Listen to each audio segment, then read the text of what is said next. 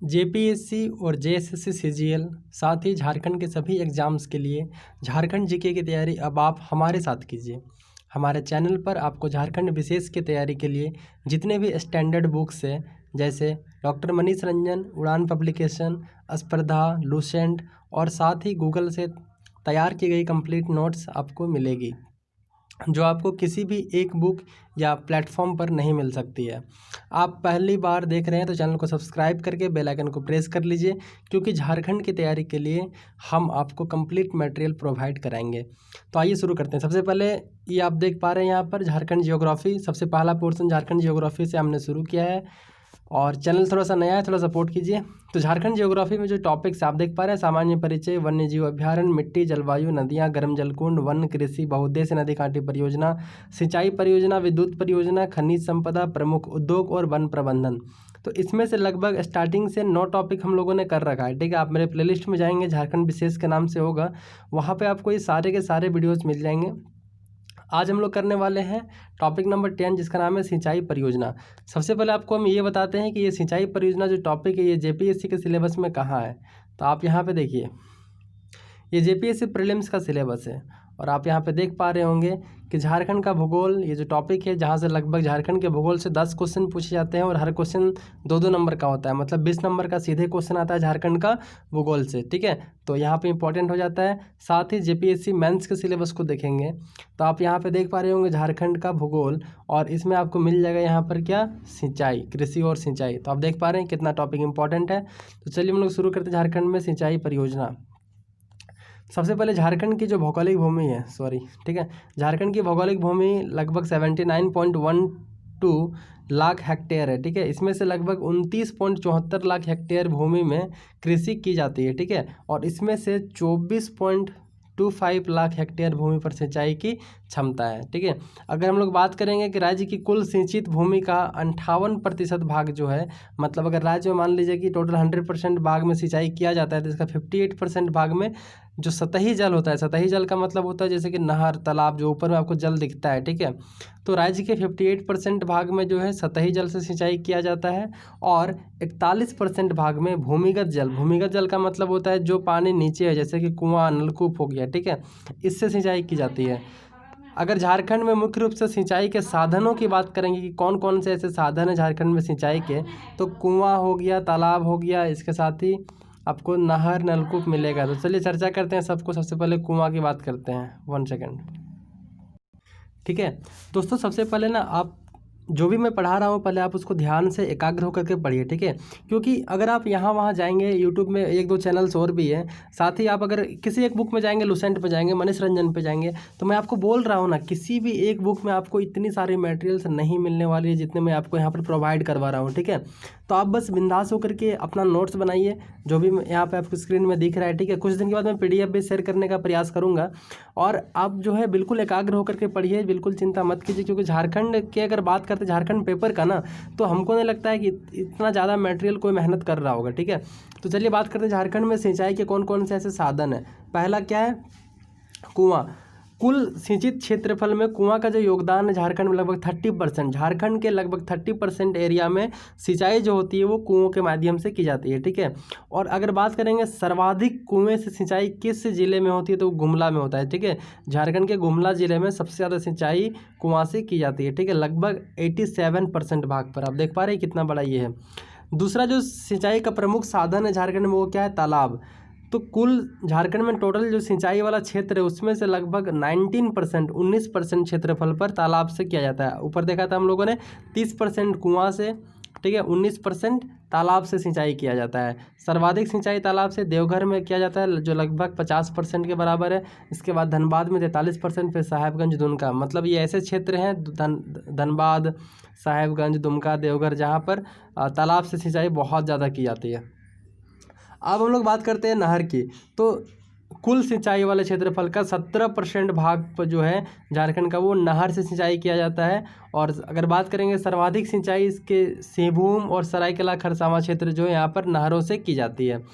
चौथा जो प्रमुख साधन है सिंचाई का, वो क्या है, वो है आपका नलकूप। तो कुल सिंचाई वाले भूभाग का 8.4% भाग पर नलकूप से सिंचाई किया जाता है, ठीक है।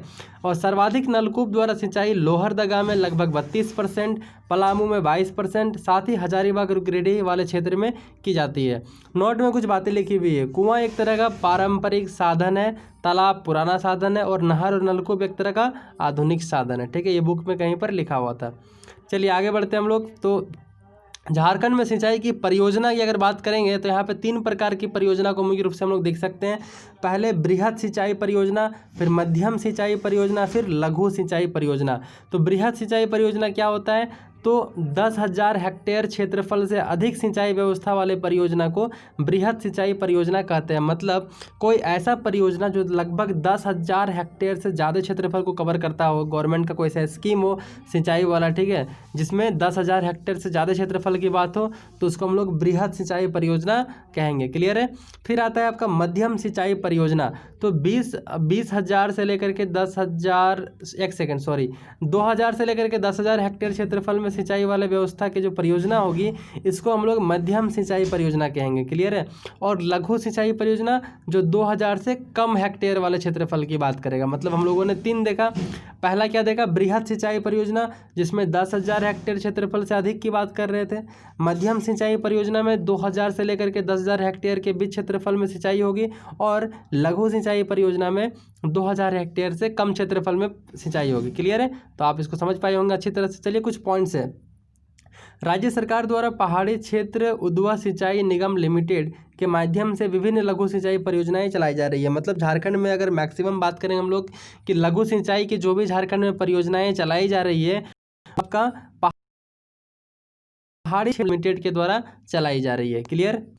अक्टूबर 2004 से आपदा प्रबंधन विभाग का गठन किया गया। अक्टूबर 2004 में, ठीक है। प्रत्येक जिला में आपदा प्रबंधन समिति बनाया गया है और स्टेट डिजास्टर रिस्पॉन्ड फंड बनाए गए हैं, जिसमें 25% राज्य और 75% केंद्र के द्वारा अनुदान प्राप्त होता है। ये बुक में ही शायद कहीं पॉइंट्स होगा सिंचाई वाले चैप्टर्स में, इसलिए इसको इंक्लूड किया गया है। और वित्तीय वर्ष अगर 2015-16 की बात करेंगे हम लोग, तो 107.9 हज़ार हेक्टेयर भूमि पर सिंचाई का लक्ष्य था, जो 104.876 हज़ार हेक्टेयर प्राप्त हुआ था। ठीक है। मतलब लगभग हम लोग जो भी एम था उसको पूरा कर पाए थे। मतलब सिंचाई ठीक ठाक हो रही है। बृहद सिंचाई परियोजना के कौन कौन से हैं? तो देखिए, सबसे पहले हम लोगों ने 3 सिंचाई की परियोजनाएं झारखंड में पढ़ेंगे। बृहद सिंचाई परियोजना, मध्यम सिंचाई परियोजना और लघु सिंचाई परियोजना। क्लियर है। तो बृहद सिंचाई परियोजना की बात करेंगे तो ये बहुत सारा बृहद सिंचाई परियोजना में चलाया जा रहा है जो झारखंड में, उनके बारे में एक एक करके हम लोगों को देखना पड़ेगा। जैसे कि स्वर्ण रेखा परियोजना जो एग्जाम्पल है, ये आपका बृहद सिंचाई परियोजना का एग्जाम्पल है। मतलब स्वर्ण रेखा परियोजना के अंतर्गत जो है 10,000 हेक्टेयर से ज़्यादा क्षेत्रफल में सिंचाई के काम की जा रही है। क्लियर है।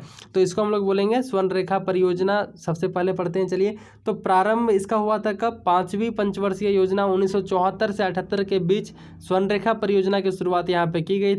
ये झारखंड की एकमात्र नदी है जो स्वतंत्र रूप से बंगाल की खाड़ी में गिरती है। कौन? स्वर्ण रेखा नदी, आपको पता होगा। और साथ ही स्वर्ण रेखा नदी के रेत में सोने का अंश पाया जाता है। देखिए, बहुत सारा यहाँ पर सिर्फ आपको ये पढ़ना था, स्वर्ण रेखा परियोजना जो है बृहद सिंचाई परियोजना का एग्जाम्पल है, लेकिन इससे संबंधित जो भी चीज़ें हैं स्वर्ण रेखा नदी के बारे में, वो चीज़ यहाँ पे नोट्स में हमने इंक्लूड किया हुआ है ताकि आपको रिविजन होता रहे। क्लियर है। आगे बढ़ते हैं। दोस्तों ये क्वेश्चन ना कई बार पूछा गया है कि झारखंड की कौन सी ऐसी एकमात्र नदी है जो स्वतंत्र रूप से गिरती है, तो वो बंगाल की खाड़ी में गिरती है स्वतंत्र रूप से, वो स्वर्ण रेखा नदी है। साथ ही झारखंड के कौन सी नदी में सोने का अंश पाया जाता है, तो स्वर्ण रेखा। स्वर्ण का मतलब सोना होता है। क्लियर है। दूसरा है आपका कोनार बराज परियोजनाएं। कोनार बराज परियोजनाएं जो है, इसका प्रारंभ हुआ था 5वीं पंचवर्षीय योजना के समय इसका प्रारंभ हुआ था। और इससे जो मुख्य रूप से जहाँ पर सिंचाई के लाभ जिस एरिया को मिलता है, उसमें गिरिडीह, बोकारो और हजारीबाग आते हैं। ठीक है। कोनार से यह परियोजना हजारीबाग के बिशुनगढ़ प्रखंड, हजारीबाग में एक प्रखंड है जिसका नाम विष्णुगढ़ बोलते हैं, बिशुनगढ़ कहते हैं, कि बनासो गांव में चलाए जा रहे हैं। ठीक है। बनासो बहुत ही ये जगह पता नहीं, मैं भी पहली बार पढ़ रहा हूँ। कोनार बराज परियोजनाएं, यहाँ तो मेरा फुआ घर है खुद का बनासो में। तो यह परियोजना हजारीबाग के बिशुनगढ़ प्रखंड के बनासो गाँव में चलाए जा रहे हैं। और इससे जो सिंचाई के लाभ वाला एरिया नहीं हम लोग का उत्तरी बराज परियोजना, इसकी प्रारंभ भी 5वीं पंचवर्षीय योजना के शुरू हुई थी। फिर है गुमानी गुमानी जलाशय परियोजना जो साहेबगंज और पाकुड़ में है, इसकी 7वीं पंचवर्षीय योजना के समय इसका स्टार्टिंग हुआ था। और यह परियोजना साहेबगंज के बरहेट प्रखंड के पोटर वासा गांव में चलाई जा रही है। ठीक है, फिर है हम लोग का पुनासी जलाशय परियोजना। पुनासी जलाशय परियोजना का शुरुआत 7वीं पंचवर्षीय योजना के दौरान हुआ था। इसके अलावा देवघर के पुनासी गांव में ये चीज़ चलाई जा रही है, इसलिए इसको हम लोग पुनासी जलाशय परियोजना कहते हैं। छठा है औरंगा बराज परियोजना। इसकी भी स्टार्टिंग 7वीं पंचवर्षीय परियोजना के समय हुए थे। फिर आपका अजय बराज परियोजना जो देवघर में है। यह परियोजना देवघर के सारण प्रखंड के सिकटिया गांव पर बनी है। फिर है कांची बृहद सिंचाई परियोजना जो रांची का जो क्षेत्र है वो इससे लाभान्वित होता है। तो हम लोगों ने देखा कि जो बृहद सिंचाई परियोजना है, ऐसे कौन कौन से परियोजनाएं झारखंड में चलाई जा रही है, उसमें लगभग हम लोगों ने 8 ऐसे क्षेत्र को देखा जिसमें से बृहद सिंचाई परियोजनाएं चलाई जा रही है। नेक्स्ट वीडियो में हम लोग ये देखेंगे कि मध्यम सिंचाई परियोजना होगी और लघु सिंचाई परियोजना के कौन कौन से ऐसे प्रोजेक्ट झारखंड में ऐसे चलाए जा रहे हैं।